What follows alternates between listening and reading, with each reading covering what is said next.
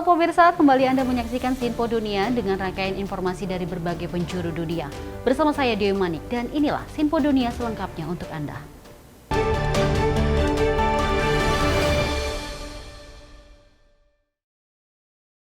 Berikut informasi utama kita pemirsa, investor lokal dan internasional mengucur dana $100 juta lebih untuk memproses litium di Zimbabwe, negara dengan cadangan litium terbesar di Afrika. Zimbabwe berharap penambangan dan pengelolaan litium ini, yakni komponen utama baterai listrik, bisa mendorong pemulihan ekonomi negara tersebut.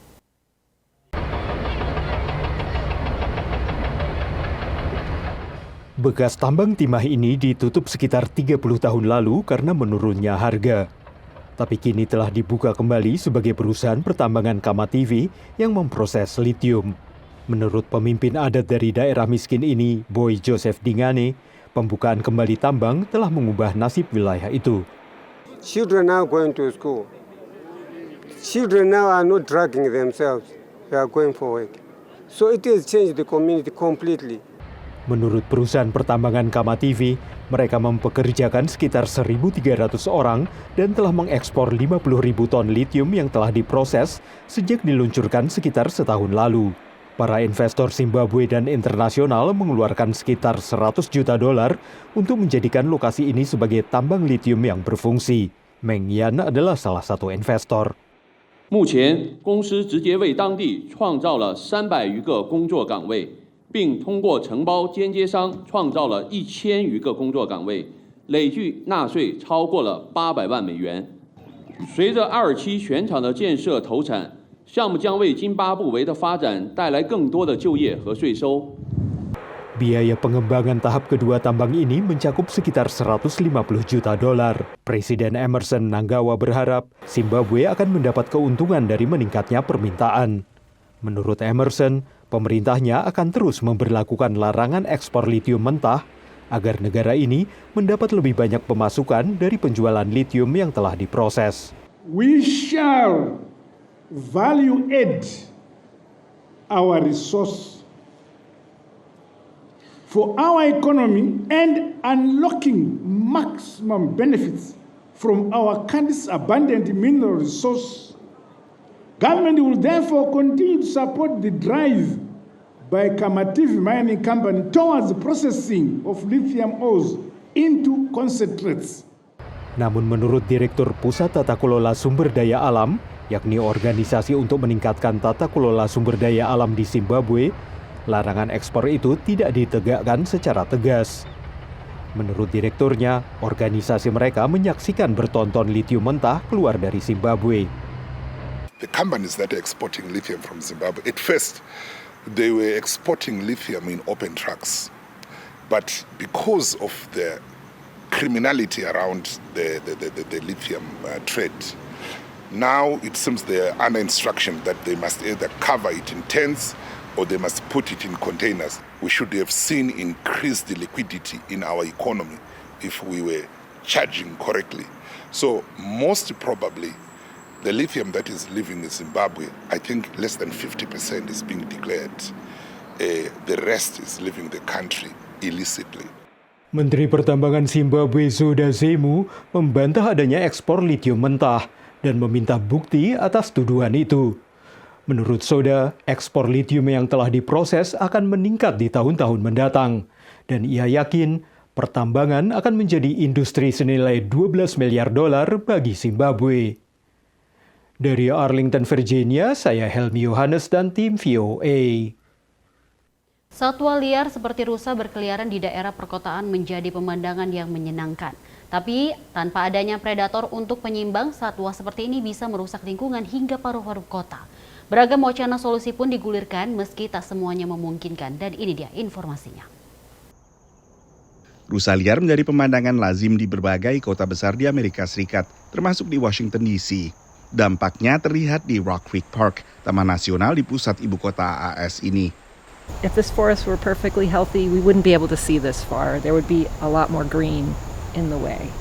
But right now we can see very clearly for quite a way. Tadinya rusa liar hampir punah akibat kehilangan habitat dan maraknya perburuan. Tapi kini yang terjadi justru overpopulasi.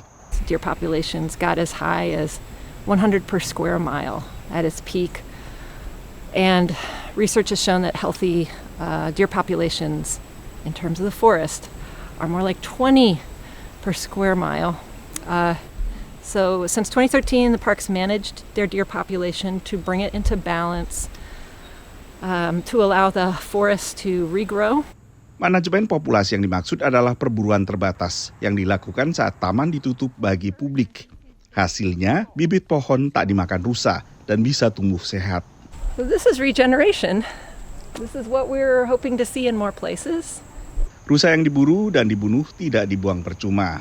The deer that we do that are killed are processed professionally, and the meat, the venison, is donated to local food pantries to help families in this area who are in need.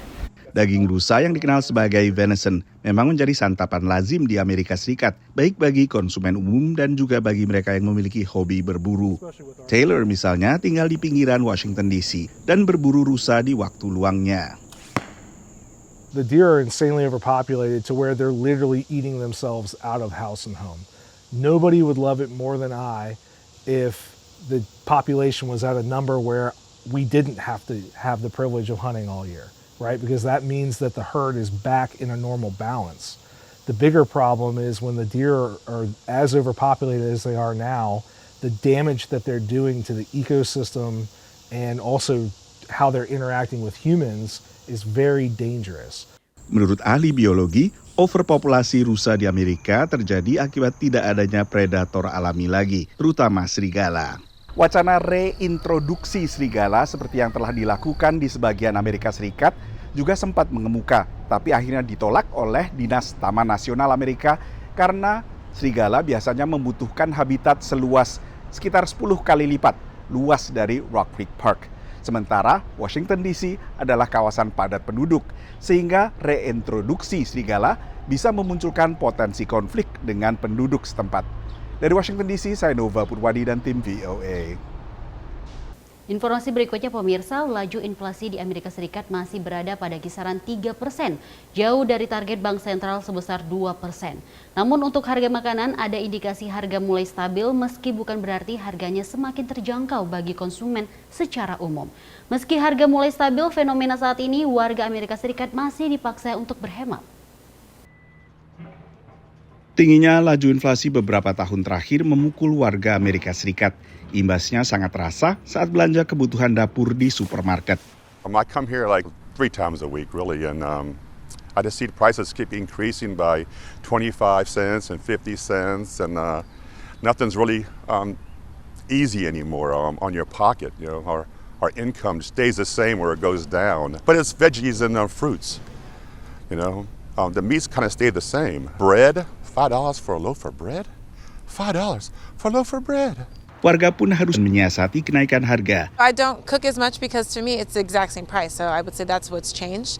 I don't really see the benefit in spending a lot of time cooking when I could pay the same price. It used to be less expensive to cook at home. Data indeks harga konsumen terkini yang diterbitkan Biro Statistik Ketenagakerjaan di bawah Departemen Tenaga Kerja AS menunjukkan laju inflasi secara tahunan melemah ke 3,4%. Setelah 3 bulan berturut-turut sebelumnya sempat menguat.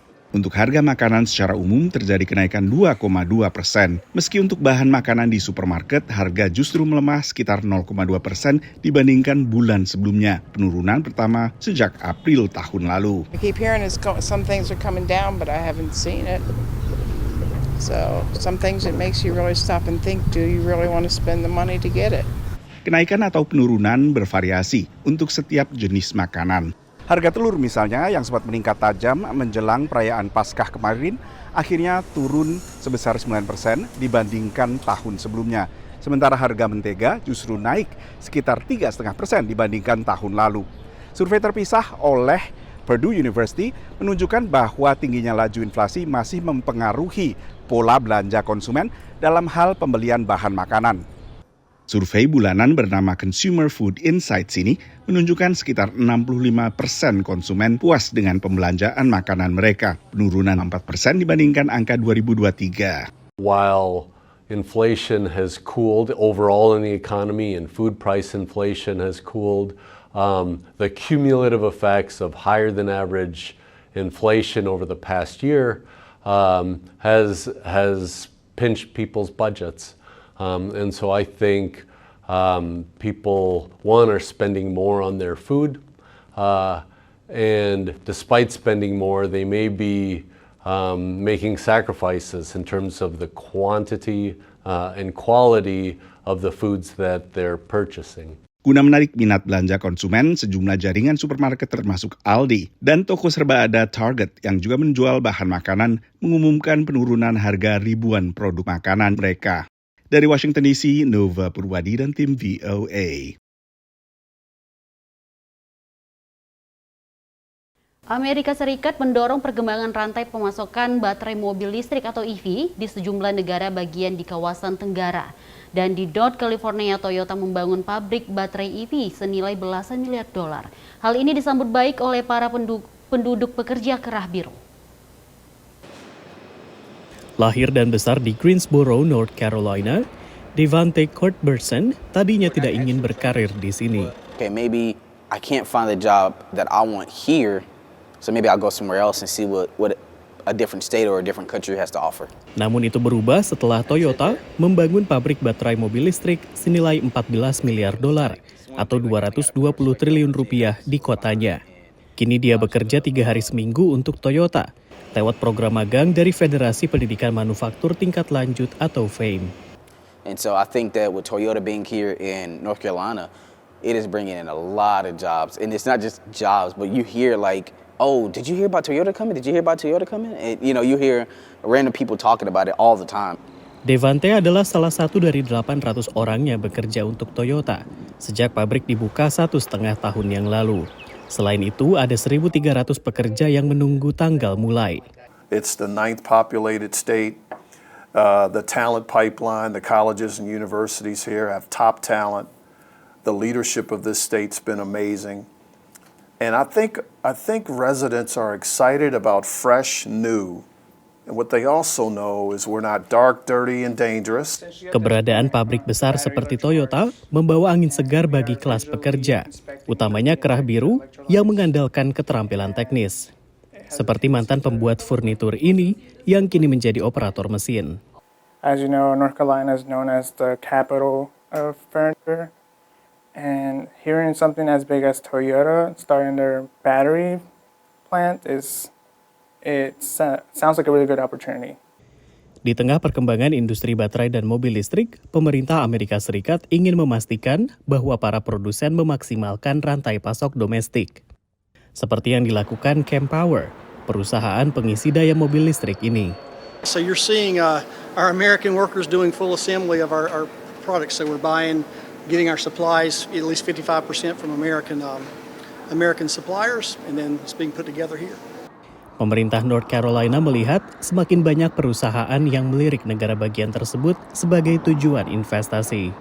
We've seen almost unprecedented levels of activity, meaning companies that are interested in North Carolina as one potential location. Selain lebih banyak, proyek-proyek yang datang juga lebih besar dari segi modal dan lapangan kerja. Pada November 2023, Presiden AS Joe Biden mengumumkan dana 3,5 miliar dolar AS atau setara 55 triliun rupiah untuk mendukung pemrosesan dan manufaktur mobil maupun baterai listrik di Amerika Serikat. Hal ini juga untuk mendukung rantai pasok, membuka lapangan pekerjaan layak, dan juga mendukung transisi energi. Dari Washington DC, saya Rio Tuasikal dan tim VOA. Terima kasih Anda masih bersama kami dalam Sinfo Dunia, dan informasi selanjutnya pemirsa, ada berita dalam forum hutan di PBB baru-baru ini, Indonesia memamerkan pencapaian pengelolaan hutan secara lestari. Tak hanya itu, Indonesia juga membuat pameran terkait Volunet-Sync 2030 yang ingin membuat sektor kehutanan jadi emisi negatif. Dan rencana ini dicermati oleh para pegiat lingkungan. Ini dia informasinya. Dalam forum hutan di markas PBB di New York baru-baru ini, Indonesia menjabarkan apa yang disebut sebagai contoh dalam mengelola hutan secara lestari lewat sistem pengawasan hutan. A robust forest monitoring system could significantly support the implementation of sustainable forest management and ultimately the decision-making process to saving of forests and the planet. Indonesia juga memamerkan rencana pengelolaan hutan dan lahan untuk mengurangi gas rumah kaca yang disebut Forest and Land Use atau FOLU Netsing 2030. Lewat rencana ini, pemerintah berharap sektor kehutanan bisa menyerap karbon lebih banyak daripada karbon yang dilepas. Nah, target kita adalah tahun 2030 nanti kita bisa melakukan positive sequestration atau kita sebut netsing minus 140 million ton CO2 equivalent. Volume Netsing 2030 diumumkan oleh Presiden Joko Widodo dalam konferensi tingkat tinggi iklim COP26 di Glasgow tahun 2021. Sejak diluncurkan, rencana ini telah mendapat dukungan dari sejumlah negara seperti Norwegia dan Amerika Serikat. Lembaga Bantuan Internasional AS atau USAID pada 2023 bahkan telah menandatangani komitmen pendanaan 50 juta dolar AS atau sekitar 800 miliar rupiah untuk volume netsing dan upaya keanekaragaman hayati di Indonesia. Volume netsing 2030 dicapai lewat 5 cara. Antara lain mengurangi laju deforestasi dan pembangunan hutan tanaman industri atau HTI. Dokumen ini menyebut Indonesia memiliki kuota 4,2 juta hektar hutan alam yang bisa dikonversi sampai 2030. Namun dokumen yang sama mencatat deforestasi nasional sampai 2019 saja sudah mencapai 4,8 juta hektar, sudah lebih 500.000 dari target. Organisasi lingkungan Greenpeace yang mengkaji volume netsing 2030 menilai kebijakan ini berisiko melanggengkan penggundulan hutan. Sebenarnya pemerintah sedang merencanakan deforestasi atau berupaya memanage deforestasi gitu di tengah permintaan global bahwa Indonesia harus menurunkan angka deforestasinya atau bahkan pada angka menyetop deforestasi secara besar-besaran. Greenpeace mencermati langkah Indonesia yang membolehkan deforestasi untuk proyek strategis nasional atau PSN. Pembangunan PSN pengolahan nikel PT EWIP di Halmahera, Maluku Utara misalnya, diperkirakan membuka hutan seluas 5.300 hektar dan melepas 2 metrik ton karbon dioksida ke atmosfer, menurut studi Climate Rights International. Really large amounts of forests, including primary forests that are otherwise, really high in biodiversity. They hold a lot of carbon. So when you're clearing those forests, you're releasing all that carbon into the atmosphere. Pekan ini, Kementerian Lingkungan Hidup dan Kehutanan baru merilis 500 persetujuan penggunaan kawasan hutan atau PPKH seluas 73.000 hektar untuk berbagai proyek strategis nasional. Dari New York dan Washington DC, Ryut Wasikal dan Randy Wicaksana, VOA.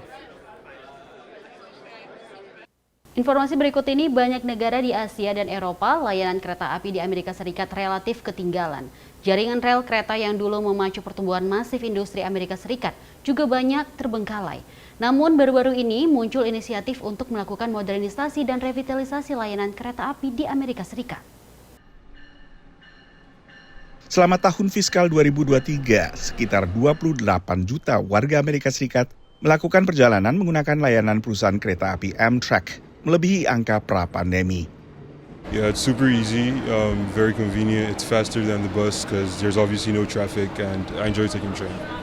It's relaxing. Tapi layanan kereta saat ini oleh penggunanya banyak dianggap kuno, lambat dan juga mahal. Baltimore's 40 minutes from here. Amtrak used to be like 9 or 12. Now it's quadruple that and it makes no absolute sense. Jaringan rel kereta penumpang juga terpusat di bagian timur laut Amerika Serikat, seperti New York dan Washington DC. A daily journey here in the Northeast Corridor would be a relatively painless experience. It would be slower than it should be. That's going to get better soon. But it's 2 hours and 50 minutes from here in Washington DC to New York City, for example. It's quiet, it's clean, it's a decent enough ride. If you were to try to go to, say, Los Angeles from here, that is a solid 2 days, 2.5 days journey. You'll have to change trains in Chicago. Pemain lain mulai mengisi kevakuman layanan, termasuk Brightline yang melayani transportasi antar kota di Florida dan baru memulai pembangunan layanan kereta cepat dari Las Vegas ke Los Angeles di bagian barat AS. Kebijakan transportasi di Amerika Serikat selama ini lebih banyak ditujukan pada mobil pribadi dan pengembangan infrastruktur jalan raya serta jalan antar kota dan juga bandara dan perjalanan lewat udara. Kereta tak banyak dibahas dan sebagai salah satu dampaknya, layanan kereta di Amerika Serikat relatif tertinggal dibandingkan negara-negara di Eropa dan juga sejumlah negara Asia termasuk Tiongkok. Presiden Joe Biden dikenal sebagai pendukung kuat Greta, dan selama puluhan tahun menjadi senator, ia hampir setiap hari menggunakan Amtrak antara kediamannya di Delaware dengan tempat kerjanya di ibu kota AS. Kini sebagai presiden, ia juga pendukung kuat revitalisasi jalur Greta. This will be truly transformational for U.S. passenger rail. In this one bill, the Bipartisan Infrastructure Law, Amtrak got more funding than it had in the last 50 years combined. So we've been coasting for a long time. The U.S. had made significant investments in the railroads in the last century, and then we've been coasting on that. And this is an opportunity to really reinvest and modernize with a new era of passenger rail. Amtrak saat ini memiliki layanan kereta cepat bernama Acela, melayani rute antara Boston dengan Washington DC. Sejumlah proyek kereta cepat juga sedang digulirkan antara Dallas dan Houston di Texas, Atlanta ke Charlotte, Chicago ke St. Louis, dan Seattle ke Portland. Dari Washington DC, Nova Purwadi dan tim VOA. Para nelayan dan pedagang ikan di pesisir Atlantik Angola mengeluhkan hasil tangkapan mereka yang terus menurun. Mereka menuduh kelangkaan ikan disebabkan oleh penangkapan ilegal oleh kapal pukat Tiongkok yang masuk ke kawasan lindung yang dicadangkan bagi nelayan tradisional. Jose Catersa dan Pachi Sabino adalah pedagang ikan di pantai Tombas dekat kota Benguela di Angola.